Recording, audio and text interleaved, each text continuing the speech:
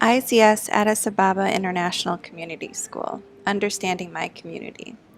Addis Ababa is nestled in the central highlands of Ethiopia. Addis Ababa's population of nearly 5 million people range from 7 different ethnic groups, spanning 4 different religions, Ethiopian Orthodox and Muslim being the majority. Although diverse in ethnic groups and religious affiliations, all Ethiopians enjoy strong cultural traditions in food and drink.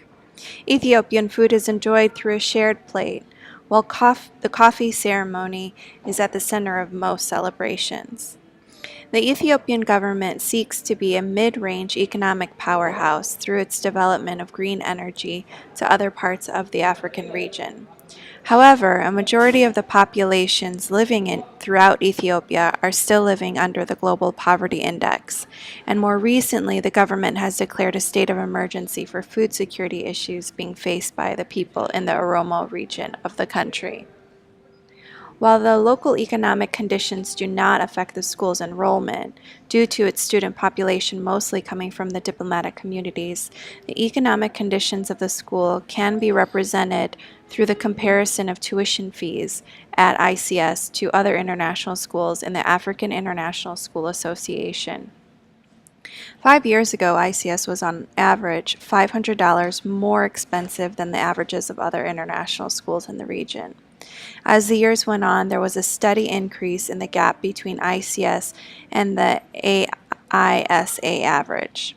In 2012-2013, there was a significant spike in tuition costs in the region, and currently ICS maintains the same average tuition of most international schools in the region, a little less than $16,500 a year for tuition costs. A tuition paid for by the student population of International Community School Addis Ababa, Ethiopia. In the 3 divisions, the elementary is comprised of 485 students, while 213 are enrolled at the middle school level and 163 at the high school level. Of the 861 students, a majority come from North America, with the other majority populations from other places in Africa, Asia, and Europe, representing over 65 different countries from around the world. As diverse as the student population is, the community groups are just as diverse. Within ICS, the variety of community groups that can be represented are within the diplomatic community, made up of members of the African Union states, United Nations, and embassies from around the world. Additionally, community groups can be found from parents working at non-governmental organizations, as well as parents and families coming from the local community.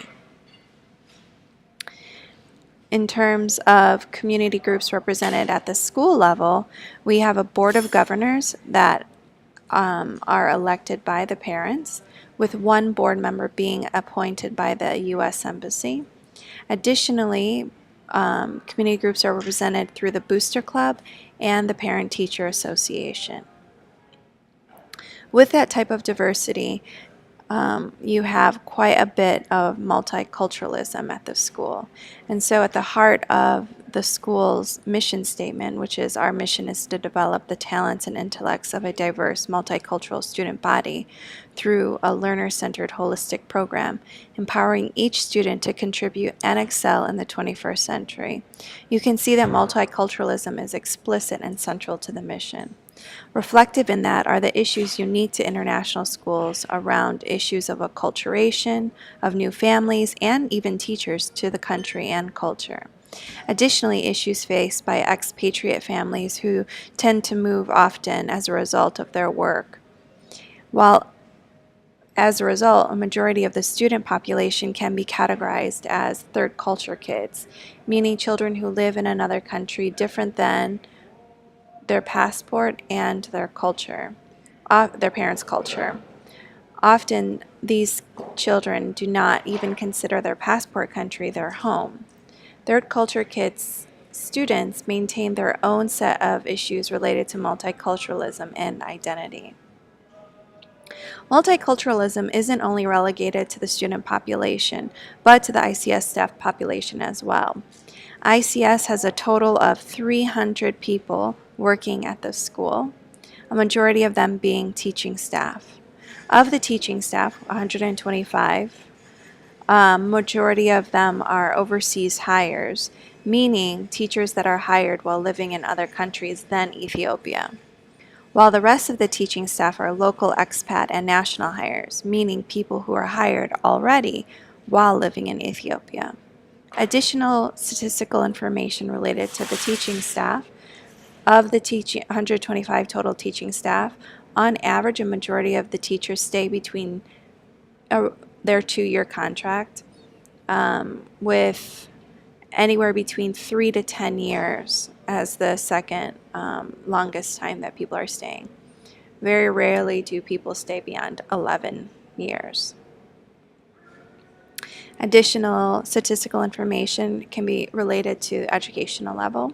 Of the 125 total teaching staff, a majority of the teachers hold and maintain master's degrees.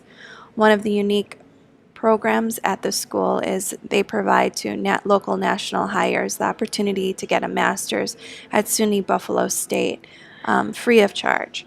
And so that has contributed to the large master's degree population of the teaching staff at the school. Additionally, the second largest population are teachers holding a bachelor's degree. With the staff, social tensions within the school are mostly around the teaching staff. With a vast majority of the teachers coming from different backgrounds and experiences, many of the tensions arise in the cultural tensions between the local national hires and overseas hires, who are expected to work collaboratively as teachers and teaching assistants. Additional tensions can be found in the benefits disparity found between the overseas hires and the local expat hires, including insurance, trips home, and housing arrangements. Over the years, through input of the advisory committees, the administration has tried to create ways to even out the benefit disparity and support the cross-cultural collaborative skills needed between the overseas hires and the local national hires. Leadership and characteristics at ICS. Our head of school is Jim Laney. He's been the head of school now for about 10 years. Jim Laney works with the ICS Board of Governors, who are comprised of parents and community stakeholders. Their main job and characteristics are to advise and monitor ICS and the head of school regarding all issues related to budgeting, hiring, the mission, and the vision. Jim Laney directly communicates with the Board of Governors. Additionally, Jim Laney works with the ICS cabinet, which is made up of the ICS administrators and directors of the school. And together they maintain and uphold the mission and vision of the school. Leadership and characteristics at the elementary level specifically, again, start with Jim Laney, who is the head of school, who communicates directly with the elementary administration made up of the principal, Michael Schooler, and the assistant principal, Susan Valentine. They, in turn, work with the elementary leadership team, which is made up of the elementary administration, PYP coordinator, who is myself, coaches, counselor, and grade level team leaders. And together what they work on is they advise and provide input monthly on major curricular areas, schedule development, assignments, and school-related issues. While the ICS core team, made up of the elementary principal, assistant principal, elementary coaches, head librarian, PYP coordinator, student support team coordinator, and elementary office staff, advise and provide input weekly on professional learning communities at our school. In terms of the political structure at our school, it can be divided into two areas. The first being the international accreditation bodies. The first one being the Middle States Association of Colleges and Schools, which do the accreditation and evaluation of ICS on a regular basis. And because the school is currently a DP or diploma program school with a PYP or primary years program candidate school, we're also accountable to the International Baccalaureate Organization as well, which monitors the diploma program and the primary years program at ICS. Outside of the international accreditation bodies, the school is also held accountable to the Ethiopian Ministry of Education by His Excellency Ato Sharif Shiguti. And what they do is they provide a license and supervise ICS under the Private Education Institution regulations. And all of these different political structures directly work with the, again, head of school, Jim Laney. In terms of the power structures at the school, what you'll notice is that the head of school is at the center of the power structure. And oftentimes the expectation is that the head of school will have to communicate with both the ICS cabinet and the Board of Governors, while also working with the elementary administrators. And the elementary administrators in turn communicate with the core team and leadership team.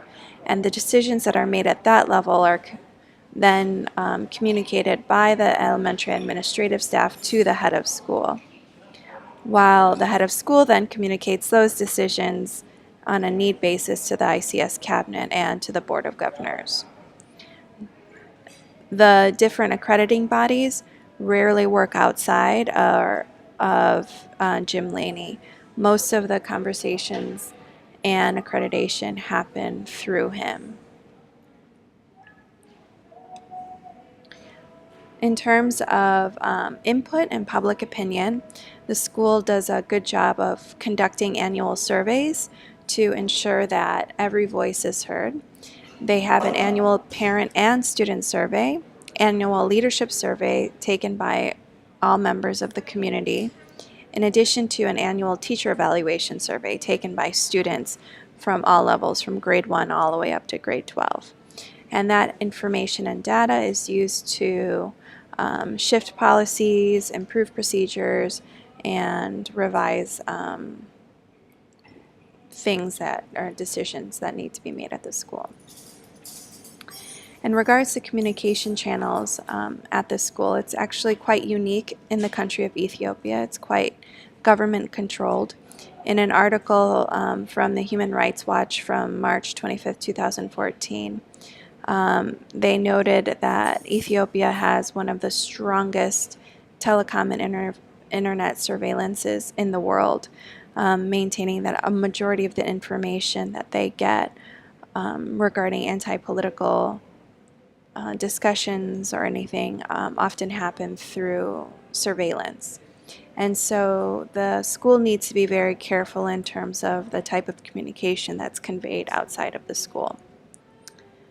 As a result, the school has very limited forms of communication. While the mass media is strongly controlled by the government, the school does communicate through its website and email. On its website, it has a weekly newsletter that goes out called the Yazari Samet. And on there are divisional news in addition to school-wide news, in addition to news from the school head. Now, being that it's only in English and it can be found on the web or through email, majority of the parents may be in situations where English is not their first language and or they don't have internet access in their homes. And so with a parent population that speaks over 30 different languages, a lot of the time the news is then broken down and communicated further through word of mouth, also known as gossip, and the most effective way are through face-to-face meetings. And so beyond just the school website and email, there are coffee mornings that are held by every 2 weeks, in addition to other meetings with parents in regards to major curricular programs at the school. All of this information has been taken from the ICS annual report, the Human Rights Watch article, the ICS website, in addition to the ICS parent survey. Thanks.